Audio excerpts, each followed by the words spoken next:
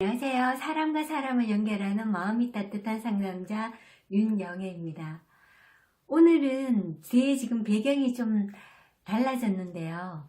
저희 치유와 성장 심리상담센터 모래놀이 치료실을 배경으로 영상을 찍고 있습니다. 모래놀이 같은 경우에 이론적인 토대가 분석심리학입니다. 분석심리학은 인간의 의식뿐만 아니라 무의식을 의식과 통합해 나갈 때 자기 실현이라고 하는 좀 더 건강한 생활을 해 나갈 수 있다는 입장입니다. 무의식을 의식화시키는 방법 중에는 꿈을 분석하기도 하고 옛날 이야기나 그러니까 고전 신화 등을 연구하면서 이야기의 상징들을 이해하게 될때 내면의 상처를 치유하고 자유롭고 창의적인 사람으로 나아가는데 힘을 되찾게 되기도 한다고 합니다. 오늘은 이야기 박사 고혜경님이 쓰신 선녀는 왜 나무꾼을 떠났을까? 라고 하는 책에 보면 여러가지 우리 고전 이야기들을 상징적인 어떤 분석을 하면서 굉장히 유익한 내용들이 많이 있습니다. 그 중에서 오늘은 콩쥐팥쥐 편 여성성을 다루는 문제에 있어서 그 부분을 조금 제가 함께 나눠보고자 영상을 준비했습니다. 이야기풀이라고 하는 것이 이 책에도 나와 있지만 이야기풀이가 맞느냐 아니냐의 문제보다는 어떤 풀이가 더 많은 통찰과 의미를 제공하고 그리고 다양한 시각으로 이야기에 접근할수록 더 많은 가능성이 보이고 깊은 상상력의 세계로 들어갈 수 있다고 하는데요. 여기서 지금 이 책에서는 콩쥐를 영의 시각으로 접근해 보려고 한다고 해요. 이유는 이야기에 등장하는 상징들을 통해서 콩쥐 내면에서 영웅적 세계관을 발견할 수 있기 때문이라고 하고요. 이야기의 상징들은 우주적인 보편성을 지닌다고 하죠. 여기에서 콩쥐 이야기에 여성성을 개발하기 위한 구체적인 과제들이 대시되어 있어서 그 중요성이 부각된다고 합니다. 콩쥐팥쥐 이야기 중에서도 특히 좋은 어머니와 나쁜 어머니의 분리라고 하는 챕터에서는 실제 콩쥐에게는 어머니가 둘이 있었죠. 예를 들면 사악하고 잔인하고 표독하고 냉혹하고 파괴적인 전형의 계모가 일상에서 부딪히는 어머니이고 반대로 돌아가신 어머니 같은 경우에 콩쥐에게는 굉장히 중요한 자리를 차지하고 있음에도 불구하고 실제로 이야기에 등장하거나 그렇진 않지만 돌아가신 어머니의 특질은 계모와는 반대되는 상반된 특질을 가지고 있는데요. 선하거나 인자하고 따뜻함, 포근함, 완전한 사랑을 두루지닌 말 그대로 이상적인 어머니이면서 사랑의 체험이라고 볼 수 있는데요. 그런데 어머니의 원형의 긍정적인 측면만 바라보고 자라다 보면 결국은 어머니 원형의 온전한 진실에 접근할 수가 없고 진실을 다루는데 더욱 어려움을 겪게 된다고 합니다. 여기에서는 계모를 어머니로 인정하면서 풀이를 시도해 보려고 하는데, 그러니까 사람에게 있어서 좋은 것과 나쁜 것, 이렇게 선과 악, 음과 양 이런 것처럼 이것이 각자 따로 있거나 다른 것이 아니라 하나로 통합해 나갈 때 중요한 온전한 삶을 살아갈 수 있다고 하는 것인데요. 예를 들어서 그 좋은 엄마란 아직 미성숙한 아이가 자신이 간직하고 받아들이고 싶은 어머니의 모습, 그리고 나쁜 엄마란 콩쥐가 거부하고 싶고 받아들이고 싶지 않은 어머니의 모습으로 여기에서는 생각해 보게 되는데, 아이들 같은 경우에 우리 엄마는 내 엄마가 아니니까 나한테 화를 내는 거지, 크면 진짜 우리 엄마 찾아갈 거야 라고 하는 그 아이들의 이야기가 있는데요. 유아기적 심리에서는 어머니에게 계모란 딱지를 계모라는 딱지를 붙임으로써 자신이 유지하는 심리적인 안전거리를 정당화하거나 어머니에게 대한 거부감에서 발생하는 죄책감을 면할 수 있을 것이라는 거, 그리고 반면에 좋은 엄마란 돌아가시고 없기 때문에 더더욱더 이상화시키기 쉽다고 합니다. 그러니까 좋은 엄마의 이미지가 강하면 강할수록 나쁜 엄마의 이미지는 더욱 사악해지는데요. 실제로 성장 과정에서 어머니로부터 학대를 많이 받은 사람일수록 어머니를 지나치게 이상화시키는 경향이 있다고 합니다. 이렇게 자기 심리 안에서 분리된 여성성을 갖고 있거나, 그러니까 좋은 엄마, 나쁜 엄마, 이렇게 좋은 엄마는 너무 좋은 엄마로 간직하고 있지만 나쁜 엄마는 내 엄마가 아니야 라고, 그러니까 내 것이 아니야 라는 식의 분리된 여성성을 가지고 있거나, 성과학에 대한 이미지의 간극이 큰 사람일수록 일생 동안 굉장히 큰 고통을 받게 된다고 합니다.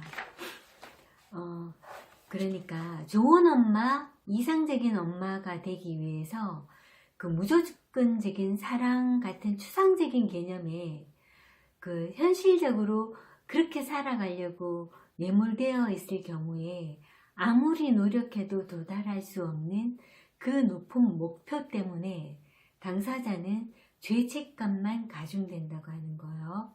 그리고 좋은 엄마가 되겠다고 하는 그 강한 의지만큼 사실은 자신 안에서 일어나는 진솔한 감정을 부인하고 억압하거나 통제하면서 이중 삼중으로 자기 고문을 한다라는 거예요. 그러니까 예를 들면 제가 상담했던 내담자 중에 어릴 때 엄마가 잘 돌보지 않아서 엄마가 해야 되는 역할을 늘 하면서 살았던 내담자가 있었어요. 뭐 예를 들면 방청소, 집안 살림, 그리고 가족을 돌보는 일. 그러니까 예를 들면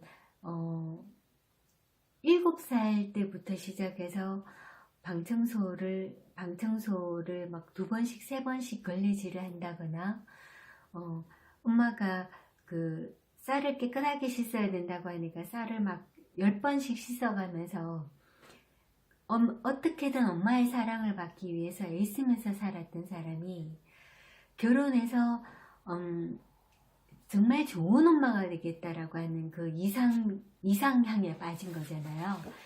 일종의, 그러니까 좋은 것을 향해서 매몰되어서 이루어질 수 없는 목표를 향해 달려가는, 그러니까 자기의 어떤 감정이나 자기의 어떤 것들은 잊어버리고, 그러니까 어릴 때는 좋은 엄마, 그러니까 엄마에게 사랑받고 싶어서 온갖 애쓰고 노력하는 삶을 살고, 나이 들면서는 좋은 엄마가 되겠다라는 이 일념하에 그 아이에게 모든 걸 올인하고 투자하고 헌신을 하죠. 그랬을 때 본인은 본인대로 자기가 자기의 어떤 감정이나 자기의 많은 것들을 희생을 하면서 아이에게 헌신을 하다 보니까 아이는 아이대로 강요된 사랑을 받으면서 엄마에게 다 만족하지 못하고, 엄마는 엄마대로 자기 삶이 늘 고달프고 힘겨운 그 생활이 반복되는 거죠. 그러니까 내 안에서 좋은 것과 나쁜 것, 좋은 엄마와 나쁜 엄마, 그러니까 결국은 하나라는 걸 인정하고 내 안에서도 부정적인 감정, 그리고 그 억압되어 있었던 많은 감정들을 보살피는 것, 그리고 내가 힘들고 고달팠던 어떤 것들을 애도하고 보살피고 보상을 해 나가고, 그러면서도 내 안에 정말 원하는 것이 무엇인지 함께 좋은 것 못지않게 나 자신에게도 그런 어떤 것들을 보상을 해주면서 건강한 삶, 그리고 자기의 삶을 살아야 되는데 아이에게 올인하게 되는, 그 좋은 엄마에 매몰되어 살아가게 되는 그런 내담자를 제가 같이 상담을 했었는데요.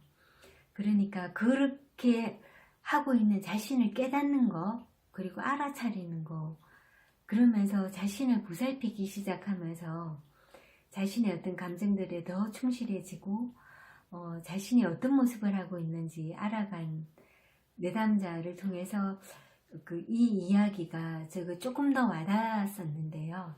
지금 여기에서 팥쥐편에서 사실은 굉장히 많은 이야기들을 하고 있어요. 그 중에서 또 한 가지는 그 콩쥐 팥쥐, 그리고 콩쥐와 팥쥐를 성장과 안정에 서로 다른 두 욕구에 대한 이야기를 또 하고 있어요. 요 부분을 제가 좀 읽어 드릴게요.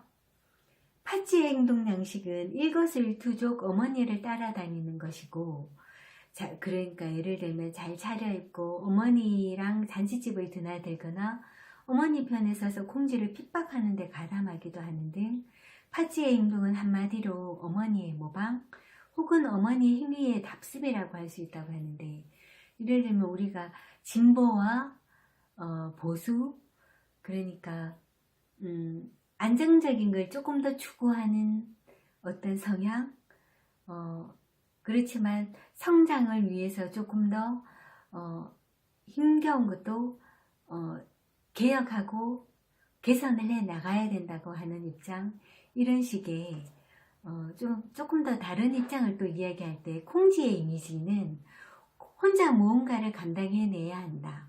자기 안에 쓰든 밖에 쓰든 자연적인 힘에 의존하여 계모와 팥쥐로부터 받는 끝없는 시련과 시기와 질투를 극복하면서 성장해 나가는데, 콩쥐의 성향은 어머니의 영향권으로부터 벗어나 독립하고 끝없이 변화와 성장을 꿈꾸는 성장 욕구를 대변한다면, 팥쥐 성향은 어머니 품에서 벗어나지 않으려 애쓰면서 성장과 독립보다는 어머니 품이 주는 안정과 편안함을 꾀하는 거죠. 그러니까 성장 추구나 안정지향은 우리 모두에게 존재하는 갈등인데, 심리학적으로 표현하자면 이런 갈등에서 해방되는 것은 곧 생명의 에너지의 흐름이 중단됨을 의미하며, 아마도 죽은 사람이나 죽은 사회만이 이런 갈등과 긴장에서 해방될 수 있을 것이라고 합니다. 삶이란 바로 한 사람 안에 거주하는 서로 다른 영혼 사이의 역사를 다루며 빚어가는 예술이 아닐까라고 표현하고 있는데요. 콩쥐의 시련을 여성성과 관련해 보자면, 콩쥐에게는 어려서부터 새로운 여성성이 탄생할 싹이 엿보였고, 그렇기 때문에 집안의 여성들이 합심해서 콩쥐에게 시련을 가했을 수도 있다고 하네요. 새로운 가능성, 새로운 여성성은 분명 무의식 내에 본능적 질서를 교란하기 때문에 불편하다는 거죠. 그리고 이들에겐 콩쥐란 존재 자체가 위협이 되고, 스위스의 심리학자 융이 동물 세계에서도 이런 경향이 관찰된다고 했는데요. 한 무리 양떼에서 한 마리 양이 독자 제국으로 걷고자 할 때 다른 양들이 대단히 불쾌한 반응을 보인다고 했습니다. 자, 그러니까 우리 안에 그러니까 성장하고 싶은 욕구, 그리고 그러면서도 안정적인 걸 그냥 따라가고 싶은 욕구, 이 갈등이 늘 일어나죠. 그렇지만 두 가지를 같이 병행해 나가야 되는 것, 그러니까 좋은 엄마, 나쁜 엄마, 좋은 것과 나쁜 것, 모든 것들을 같이 통합해서 나가는 것, 그리고 그 두 가지를 같이 알아나가면서 알아차리고 깨닫고, 그리고 같이 수용하고 인정해 나가는 생활이 조금 더 건강한 삶을 살아가는데 도움이 되는 거라고 할 수 있겠죠. 지금 실제로 콩쥐팥쥐 편에서는 여성성을 개발하는 데 있어서 다루어야 할 과제 세 가지를 또 지금 뒤에 계속 이야기가 나오고 있는데요. 저 같은 경우에 보통은 10분 미만으로 그 영상을 찍었으면 좋겠다는 생각이 들어서 그 나머지 부분은 다시 새로운 영상으로 또 만들겠습니다. 콩쥐팥쥐 2편으로 만들려고 하고요. 간단한 이야기였지만 이 책에서 지금 많은 이야기들을 하고 있기 때문에 저도 앞으로 이 책에서 좋은 이야기들을 여러분들에게 조금 더 소개해 드리고 싶고 또 함께 나눠보고자 합니다. 오늘 저의 이야기가 여러분들에게 좀 도움이 되었으면 좋겠고요. 새로운 영상을 만들 때까지 건강하시고요. 힘내세요.